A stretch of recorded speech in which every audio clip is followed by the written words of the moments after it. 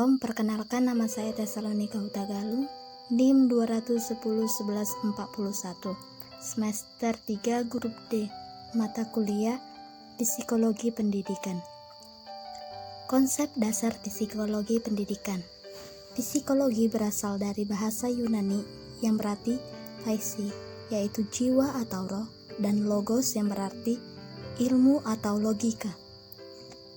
Ada beberapa menurut para ahli, yaitu menurut Bruno pada tahun 1987 mengenai pengertian psikologi dibagi dalam 3 bagian.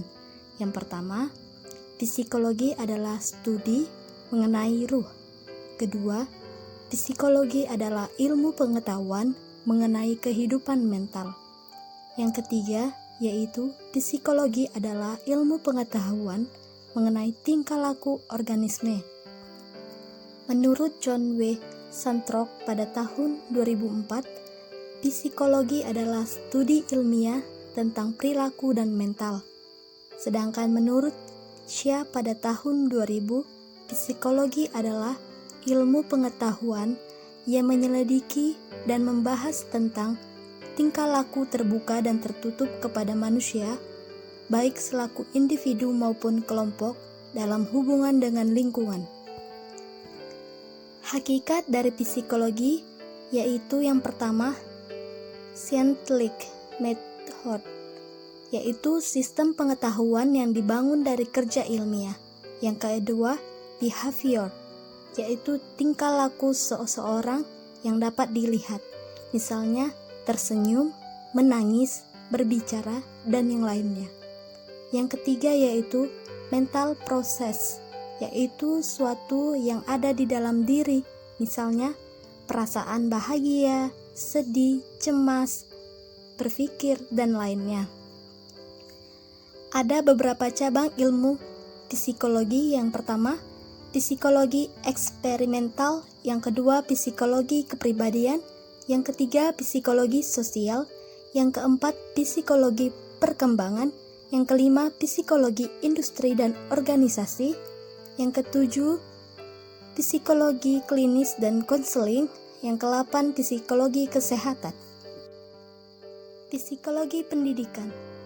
Psikologi pendidikan adalah studi mengenai tingkah laku manusia dalam kegiatan belajar pembelajaran dan penerapan konsep teori-teori psikologi dalam kegiatan belajar atau pendidikan. Psikologi pendidikan adalah suatu cabang dari psikologi yang memfokuskan diri pada pemahaman tentang proses belajar dan pembelajaran dalam lingkungan pendidikan. Jadi kesimpulannya adalah psikologi adalah bidang studi yang berpengaruh tentang perilaku manusia untuk usaha-usaha pendidikan. Peran atau manfaat psikologi pendidikan yaitu menentukan strategi dan metode pembelajaran, mengevaluasi hasil pembelajaran, membentuk kepribadian pendidik, membentuk prestasi belajar, memahami perbedaan siswa, menciptakan iklim yang belajar yang kondusif, mengetahui keadaan emosi, meningkatkan motivasi belajar. Yang poin pertama, menentukan strategi dan metode pembelajaran. Yaitu di sini harus memahami karakteristik peserta didik yang ada di dalam kelas. Maka akan dapat menentukan strategi dan metode yang akan digunakan nantinya. Poin yang kedua yaitu memahami hasil pembelajaran. Dalam hal ini harus membuat motivasi bagi seorang pelajar. Poin yang ketiga yaitu membentuk kepribadian pendidik. Dalam poin ini kepribadian ini memiliki pengaruh besar bagi sikap dan karakter seorang peserta didik, sehingga seorang pendidik harus memahami kepribadian diri sendiri. Poin yang keempat yaitu membentuk prestasi belajar. Jika sudah memberikan yang optimal, maka peserta didik akan mendapatkan hasil prestasi yang optimal juga.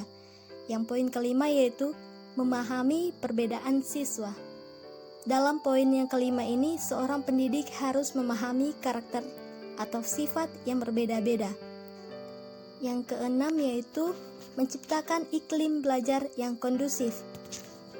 Peran ini harus mengetahui teori-teori yang ada di psikologi pendidikan, maka dapat memberikan iklim belajar yang kondusif.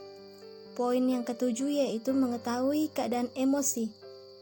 Seorang pendidik harus memahami keadaan emosi siswa agar dapat memperlakukan seorang siswa dengan bijaksana. Poin yang kedelapan yaitu meningkatkan motivasi belajar berkaitan dengan mengetahui sifat yang dimiliki oleh siswa, maka seorang pendidik dapat meningkatkan motivasi belajar. Terima kasih. Shalom.